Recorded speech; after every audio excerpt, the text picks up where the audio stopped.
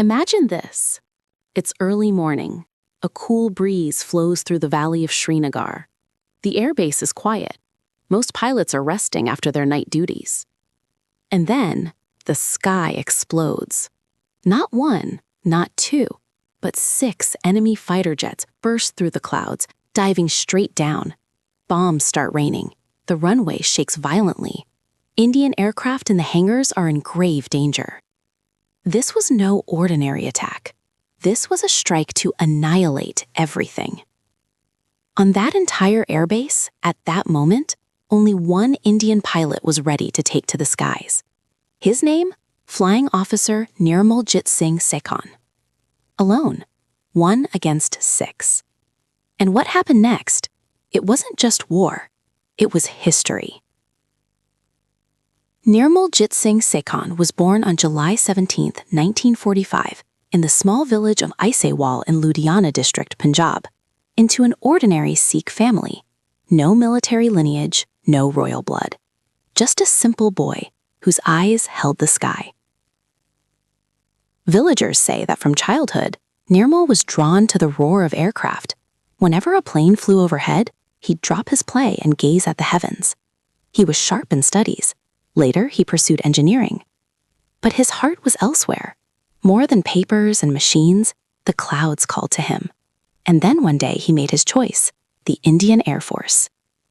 It wasn't just a career choice. It was his life's path. On June 4, 1967, Nirmal Jit Singh Sekhon was commissioned into the Indian Air Force. He was assigned to No. 18 Squadron, the Flying Bullets. His aircraft was the Folland Gnat, small, light, swift, but in the right hands, deadly. Let me tell you a bit about this plane. The Folland Gnat wasn't a heavy fighter jet. Compact in size, limited armament, short range. But its greatest strength was lightning-quick maneuvers, superb control at low altitudes, the art of vanishing from the enemy's sight. That's why Indian pilots affectionately called it Sabre Slayer, because this little Gnat had dusted Pakistan's mighty F-86 Sabres more than once. And Nirmal Sekhon knew this machine like his own body. 1971, full-scale war between India and Pakistan. The Eastern Front raged with the Bangladesh liberation struggle, while on the Western Front, Pakistan relentlessly targeted Indian air bases. Srinagar Airbase was strategically vital. If destroyed, the Kashmir sector would be nearly blind from the air.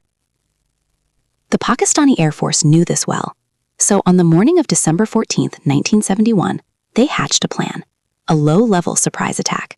6 F-86 Sabre jets, direct targets, wreck the runway, blow up the hangars, destroy Indian aircraft on the ground. And the assault began. Around 8 a.m., suddenly the air raid siren blares. Bombs drop, smoke, fire, chaos everywhere. Several Indian aircraft are damaged before they can even take off. The other pilots don't get a chance to scramble. At that moment, only one Gnat was ready on the airbase, and racing to it, Nirmal Sekhon. His fellow pilots couldn't even reach the runway. Ground control relays the situation. 6 enemy aircraft, heavy weapons, the entire base in peril. Nirmal knew, if no one took off now, everything was lost. He didn't hesitate for a second. Straight into the cockpit. Engine starts. The Gnat races down the runway amid the bomb blasts. And then, takeoff. This wasn't a routine flight. It was nearly a suicide mission. As soon as Nirmal reached the sky, he spotted the enemy.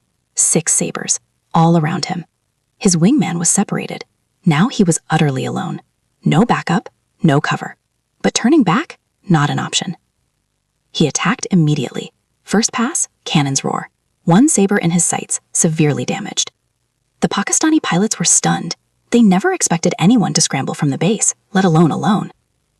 Nirmal launched into high-speed maneuvers, sharp turns, dives, sudden climbs. The Gnat showed its agility. Keeping the enemy engaged every second, that was the strategy. Because Nirmal knew, if he kept the Sabres occupied, the bombing on the base would lessen, meaning his comrades below would survive. One thing to understand here, Nirmal's goal wasn't to down all 6. He knew that was impossible. His real aim was divert the enemy's attention, break their attack pattern, buy time for the airbase. And he succeeded. His aggressive flying shattered the Pakistani formation. The Sabres scattered. Their coordinated strike fell apart. Many bombs missed their marks. One lone pilot had changed the course of the entire assault. That's true valor, strategic valor. But numbers eventually overwhelm. 4 Sabres surrounded him from all sides. Nirmal fought desperately to evade. But then, an enemy shell struck his Gnat. The plane lost control. Then another hit. Escape now seemed impossible. Yet he made one last attempt, but the damaged aircraft plummeted rapidly. In moments, it crashed into the hilly terrain. Nirmal Jit Singh Sekhon became a martyr. His body was never recovered, but his courage etched into history forever. The government of India, recognizing his unparalleled bravery, awarded him the Param Vir Chakra posthumously, India's highest wartime gallantry award. And to this day, Nirmal Jit Singh Sekhon is the Indian Air Force's only Param Vir Chakra recipient. That alone speaks volumes of what he did.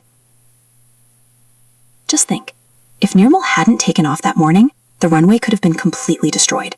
Several Indian aircraft obliterated on the ground. Srinagar sector loses air support. The Kashmir front weakens for the Indian Army.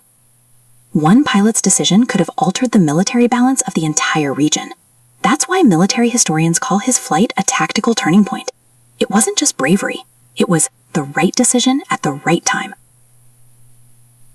Today, schools bear his name, statues stand in his honor, memorials at Air Force stations. But his greatest legacy is inspiration. Every young pilot, sitting in the cockpit for the first time, hears Nirmal Sekhon's story somewhere, and understands country first, self later. Nirmal Jit Singh Sekhon teaches us that a hero isn't one with a large army.